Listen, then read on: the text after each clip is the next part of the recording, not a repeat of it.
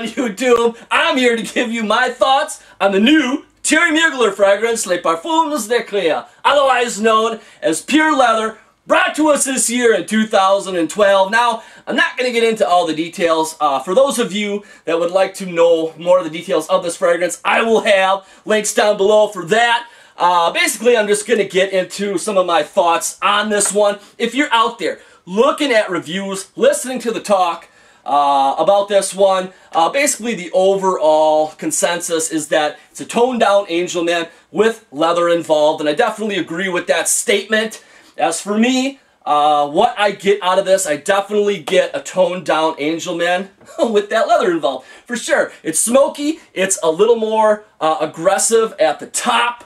I get the leather throughout the life of this fragrance. I'm talking about like 16 hours plus. Some people get like 24, and I believe them. And it basically, for me, there's no huge like change. There's no big shift as this fragrance is going. It basically just calms down. You get that same flavor from beginning to end. You get the leather there. You get that caramel chocolate vanilla latte patchouli type blend that Angel Man has all the way through it. Just as the life goes on, you know, the leather kind of calms down, but it stays there throughout. I'm talking like 16 hours later. I still pick up on it. It still makes me appreciate this fragrance. Why I love it so much, because it does. It has this manliness about it, this ruggedness, this roughness that I love, that the leather brings in. Now, there's some talk out there. I see people saying they call this plasticky. They call it a watered down Angel Man. They call it synthetic. I personally do not get that whatsoever. I don't know what's going on with them. Maybe it's their skin. This thing to me is like quality through and through. I would give this 5 stars. There's nothing that I would change about this fragrance. In fact, it's my #1 favorite out of the Mugler lineup. For sure. Like pure malt would be close, but really for pure malt for me, I really only get like a half an hour to an hour of that awesome flavor, that opening, and then after that, it calms down and changes, and it's just kind of meh for me. Where this one delivers from beginning to end, rock star longevity, no doubt about that, and I love it throughout the entire life that this is on my skin.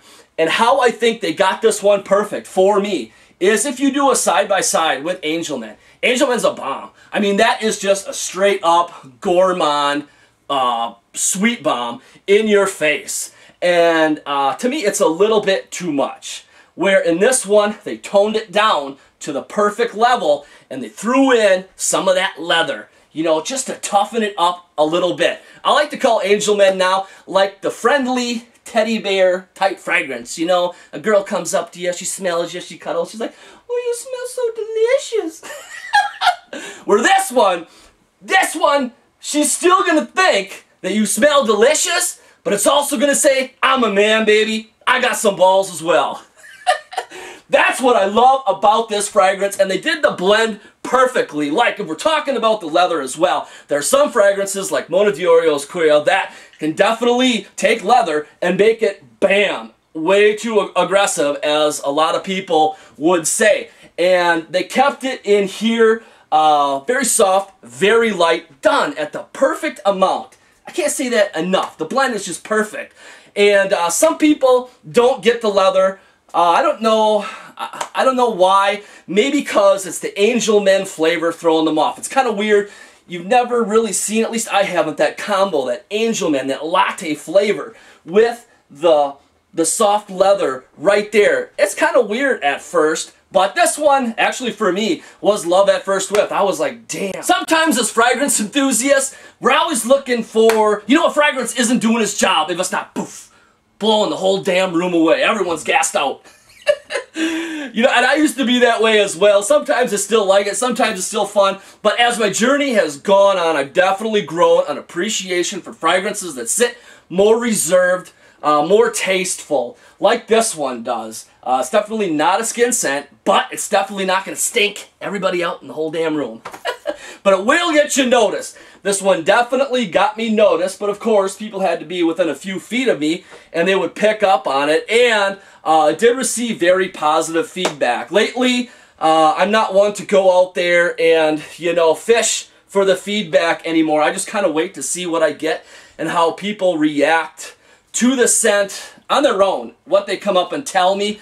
And this one actually garnered me quite a few positive comments. So I love that. And Amanda loves this one as well. So, Thierry Mugler, I gotta say, I'm very glad to finally be able to give one of your fragrances a positive review from beginning to end. There's nothing really I can say bad about this.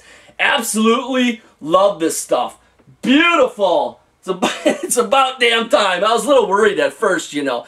You get that name, Pure Leather, and you're like, yeah, let's get me a leather fragrance. You know, and at first I was kind of thinking that as well, but you know what?